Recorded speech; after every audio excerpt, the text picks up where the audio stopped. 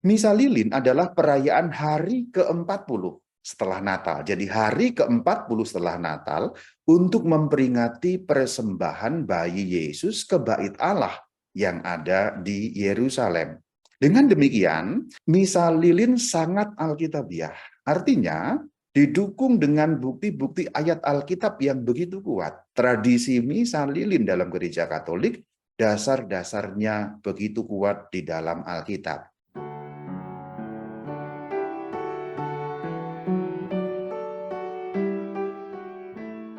Itulah kenapa pada bagian yang pertama aku mengajak semuanya untuk melihat landasan Alkitabiah dari Misa Lilin ini.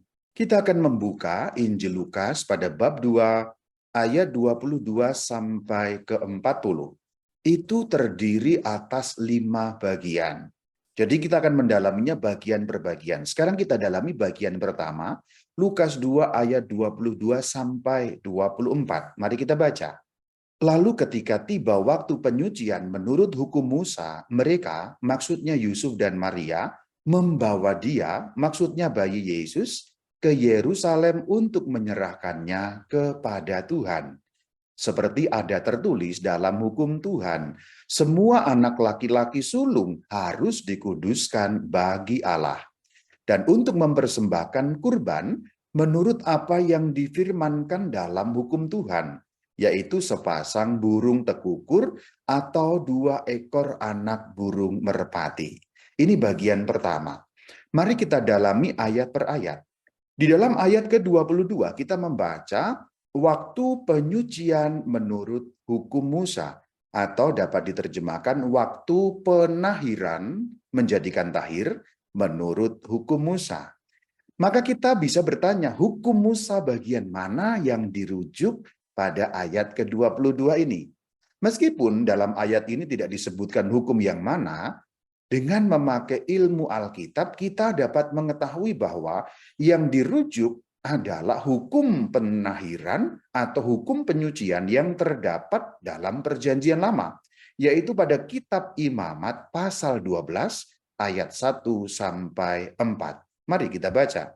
Tuhan berfirman kepada Musa demikian, katakanlah kepada orang Israel, apabila seorang perempuan bersalin dan melahirkan anak laki-laki, maka najislah ia selama 7 hari, sama seperti pada hari-hari ia bercemar kain, ia najis. Mari perhatikan ayat yang kedua. Seorang perempuan melahirkan anak laki-laki. Jadi yang dibicarakan adalah anak laki-laki. Maka baginda Yesus Kristus masuk pada hukum yang bagian ini, yaitu Imamat 12 ayat yang kedua. Perempuan yang dimaksud tentu kalau kita kontekskan dalam peristiwa adalah Bunda Maria. Maka dikatakan najislah perempuan itu selama 7 hari. Menurut hukum imamat ini, yang najis adalah si perempuan. Sama seperti hari-hari ia bercemar kain. Bercemar kain maksudnya dalam bahasa sekarang mengalami menstruasi atau datang bulan. Waktu kenajisan adalah selama 7 hari.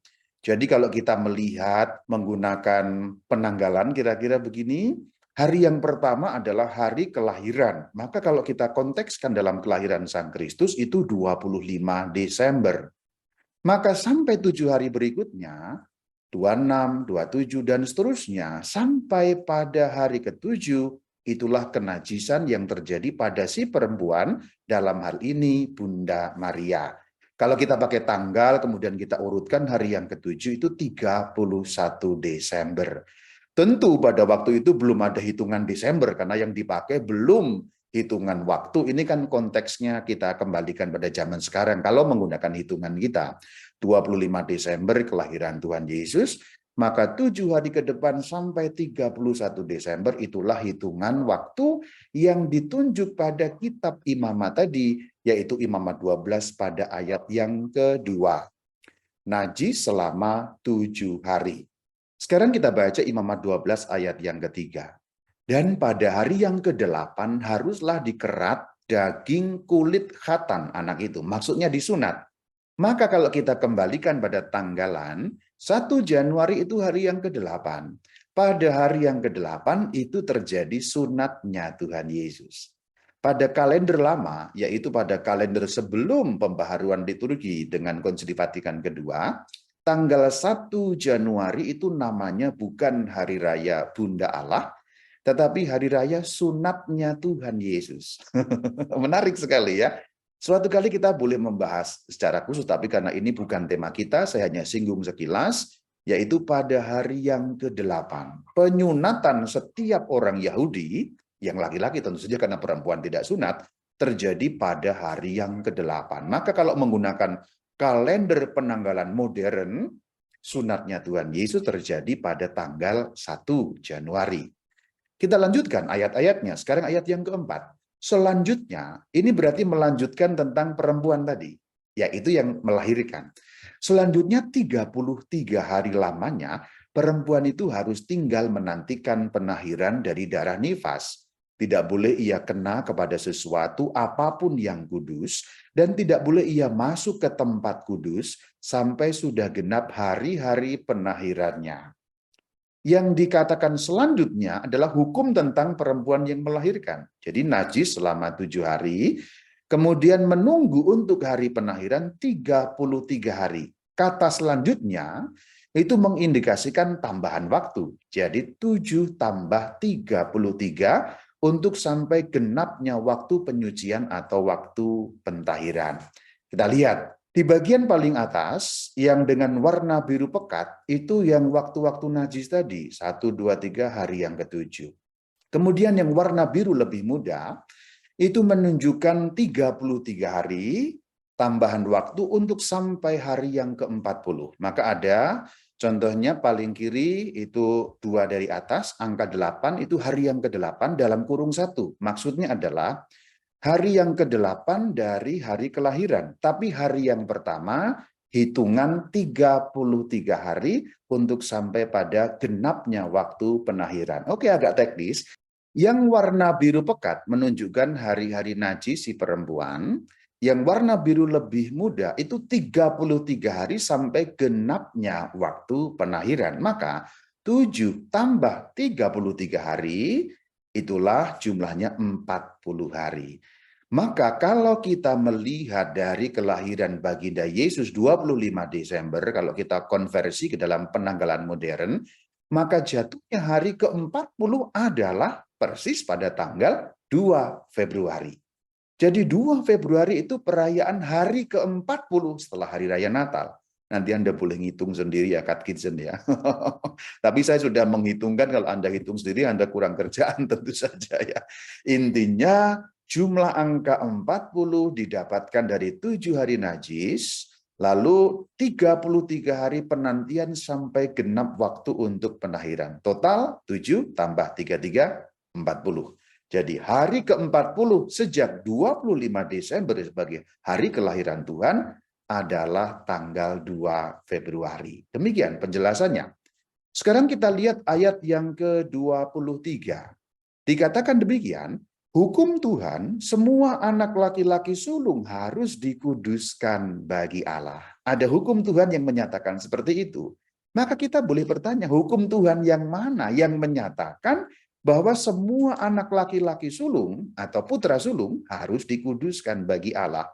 Dengan menggunakan ilmu Alkitab, kita dapat menemukan bahwa hukum itu ditemukan dalam kitab Keluaran pasal 13 ayat yang kedua, yang merupakan hukum persembahan putra sulung. Mari kita lihat. Kuduskanlah bagiku, bagi Allah, semua anak sulung, semua yang lahir terdahulu dari kandungan pada orang Israel, baik pada manusia maupun pada hewan. Akulah yang empunya mereka.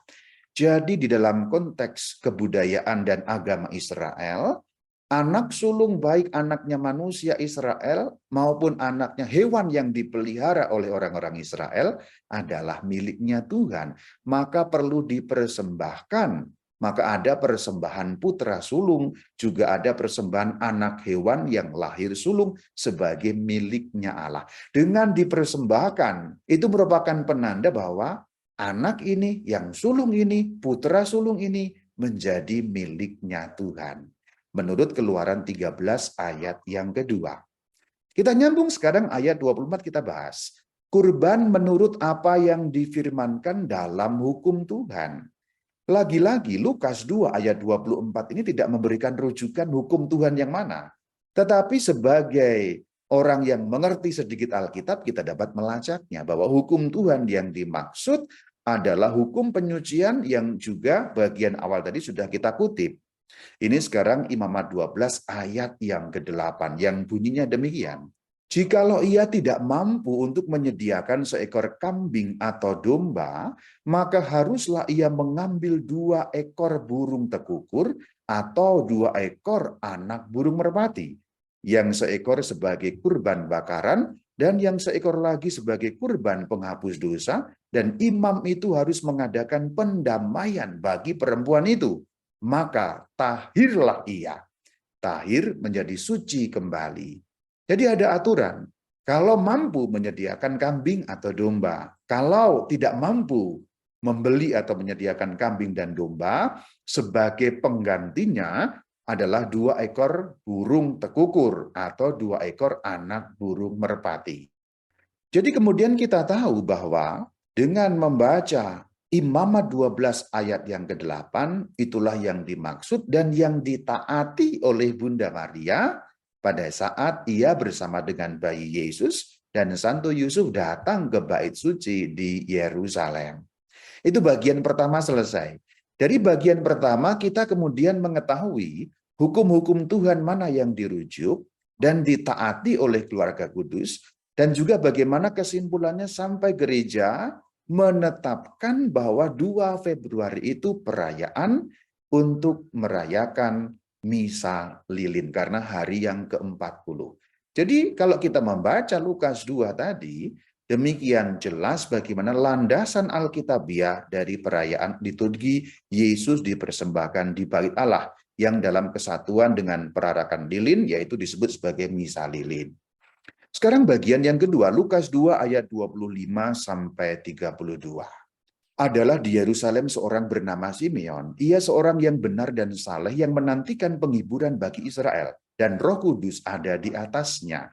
Dikatakan ada seorang tokoh bernama Simeon. Seperti apa dia? Kita lanjutkan. Kepadanya telah dinyatakan oleh Roh Kudus. Jadi menerima firman melalui Roh Kudus. Ia tidak akan mati sebelum ia melihat Mesias, yaitu dia yang diurapi Tuhan. Jadi sudah diberi warta oleh Roh Kudus bahwa Simeon ini tidak akan mati meskipun umurnya sudah tua sebelum ia melihat Mesias. Apakah kemudian terjadi? Ayat selanjutnya memberi keterangan. Ia, maksudnya Simeon, datang ke bait Allah oleh Roh Kudus, maksudnya oleh dorongan atau inspirasi Roh Kudus. Ketika Yesus anak itu, maksudnya bayi itu, karena bayi berumur 40 hari, dibawa masuk oleh orang tuanya untuk melakukan kepadanya apa yang ditentukan hukum Taurat, untuk menaati hukum Taurat. Kenapa? Karena Yesus Kristus orang Yahudi, Bunda Maria orang Yahudi, Bapak Yosef orang Yahudi. Maka terikat hukum Taurat karena mereka semua orang Yahudi. Selanjutnya ayat 28. Ia, maksudnya Simeon, menyambut anak itu dan menggendongnya sambil memuji Allah katanya. Dan seterusnya. Menurut ayat 28 ini, nubuat yang disampaikan Roh Kudus terpenuhi. Karena Simeon tidak akan mati sebelum melihat Mesias. Ini bahkan ia tidak hanya melihat Mesias, menggendong sang Mesias. Maka dikatakan sambil memuji Allah, yang perkataannya itu terdapat dalam ayat 29 dan seterusnya. Bunyinya demikian. Sekarang Tuhan biarkanlah hamba-Mu ini pergi dalam damai sejahtera sesuai dengan firman-Mu. Pergi dalam damai sejahtera, tentulah yang dimaksud, bolehlah Tuhan aku ini sudah saatnya mati, aku telah melihat Mesias. Selanjutnya, sebab mataku telah melihat keselamatan yang datang darimu. Yang dimaksud keselamatan yang datang darimu, tentulah Simeon tahu pada saat menggendong bayi Yesus, itulah sang Mesias, itulah keselamatan. Ayat 31 memberi penekanan, yang telah engkaunya Tuhan Allah, sediakan di hadapan segala bangsa. Jadi bahkan tidak hanya melihat keselamatan untuk orang Israel saja, Simeon melihat lebih jauh keselamatan yang disediakan untuk segala bangsa. Ayat 30 dan ayat 31. Selanjutnya ayat 32 menjadi penting, terutama dalam konteks perayaan Misa lilin atau misa terang atau misa cahaya. Yang konteksnya masih merupakan perkataan dari Simeon. Yaitu terang. Maksudnya yaitu terang itu apa? Jadi melihat keselamatan, keselamatan itulah Sang Mesias itulah yang berwujud bayi 40 hari itu. Dan Simeon mengatakan itulah terang. Maka kalau ada gelar Kristus terang dunia, Kristus cahaya dunia, Lukas 2 ayat 32 ini asalnya. Sang Mesias, Yesus Kristus, bayi itu adalah terang yang menyatakan kehendakmu bagi bangsa-bangsa lain dan menjadi kemuliaan bagi umatmu Israel. Menurut ayat 32 ini, Simeon menyadari bahwa Yesus Kristus datang bukan hanya untuk umat Israel, tapi untuk segala bangsa, untuk bangsa-bangsa lain. Maka Simeon mengatakan, bagi bangsa-bangsa lain dan bagi umat Israel. Maka kalau ada yang mengatakan Yesus datang hanya untuk umat Israel, salah besar. Karena bahkan dari ketika beliau dipersembahkan ke bait Allah, sudah ada pernyataan Roh Kudus melalui Simeon. Ingat bahwa Simeon dinaungi Roh Kudus. Maka pernyataan Simeon merupakan ilham inspirasi dari Roh Kudus. Maka sebutan terang ini muncul di sini. Maka kita memiliki gelar bagi Sang Kristus, yaitu Kristus terang bagi bangsa-bangsa. Bahkan gelar terang bagi bangsa-bangsa ini dijadikan salah satu judul dokumen gereja yang dalam bahasa Latin berbunyi Lumen Gentium, terang bagi bangsa-bangsa. Itulah Kristus. Maka hubungan erat antara bacaan Injil, dan ini nanti bacaan Injil yang akan dibacakan pada saat misa terang atau misa lilin, maka menjadi lebih jelas lagi. Kenapa kita membawa lilin yang adalah terang? Karena Kristus disebut terang bagi bangsa-bangsa. Nanti dalam bagian tata cara liturgis, kita akan lebih jelas lagi bagaimana perarakannya, pemberitaan dan sebagainya terkait lilin sebagai pesta cahaya yang terdapat dalam misa lilin, misa terang, atau misa cahaya. Dengan demikian, peristiwa Natal menjadi sangat berhubungan dengan peristiwa Paskah. Pada malam Paskah kita menyalakan lilin sebagai terang. Kristus, cahaya dunia. Maka juga diserukan, cahaya Kristus syukur kepada Allah. Ketika kita tidak merayakan misa lilin atau misa terang, maka hubungan antara Natal dan Paskah menjadi kurang jelas. Ketika kita bangkitkan kembali misa lilin alias misa terang ini, nanti hubungan Natal dan Paskah lebih jelas lagi. 2 Februari sebagai penutup secara tradisional masa Natal ditandai dengan pesta terang, pesta cahaya, pesta lilin. Nanti malam Paskah juga ditandai dengan pesta cahaya, pesta lilin. Kristus sebagai terang. Maka sebenarnya sayang sekali ketika misa lilin hilang dari liturgi kita begitu saja. Penekanan Natal dan Paskah menjadi seperti terputus. Tapi kalau nanti kita bangkitkan kembali, dan aku minta pertolongan kepadamu, Katekizens semuanya, untuk mewartakan masing-masing kepada parokimu, tempat tinggalmu, komunitasmu, kembalikan misa lilin ini. Karena signifikansinya begitu penting. Makna pentingnya untuk menghubungkan Natal dan Paskah begitu luar biasa. Dengan menghilangnya misa lilin, sepertinya Natal dan Paskah tidak ada hubungannya sama sekali. Sepertinya. Padahal pelayanan liturgi sangat menghubungkan kedua itu. Selama ini kita agak-agak salah paham bahwa liturgi Katolik itu hanya pada malam Paskah yang pakai lilin. Oh tidak. Perayaan seputar Natal, karena sebenarnya misa lilin adalah misa penutup masa Natal. Sebenarnya secara tradisional. Meskipun setelah pemugaran liturgi maknanya agak sedikit lain. Tapi kalau kita hidupkan kembali, keduanya menjadi lebih terhubung. Natal dan Paskah ditandai dengan keterhubungan Kristus, terang bagi bangsa-bangsa. Kristus, cahaya dunia. Haleluya, saudara.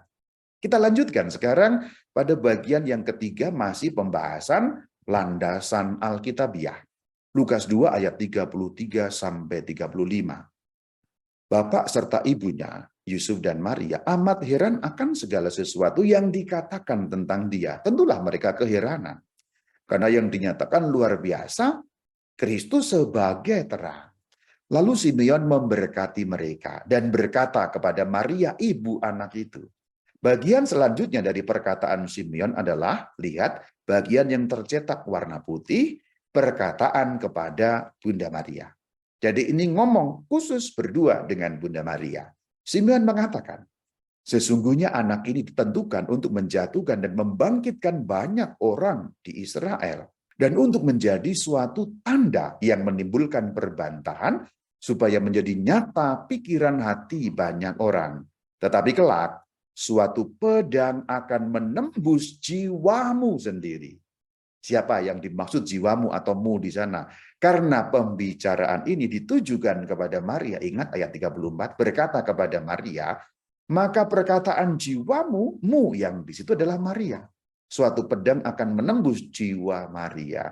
Dari nubuat Simeon Lukas 2 ayat 35 ini, kemudian kita mengenal 7 kedugaan Bunda Maria sebagai pemenuhan dari nubuat pedang yang menembus jiwa. Kita lanjutkan. Sekarang masuk pada bagian yang keempat, Lukas 2 ayat 36 sampai 38. Lagi pula di situ ada Hana, seorang nabiah. Nabiah berarti nabi perempuan, anak perempuan Fanuel dari suku Asyer. Ia sudah sangat lanjut umurnya. Kemudian dimunculkan satu lagi sosok yang bernama Hana, Anna atau Hannah.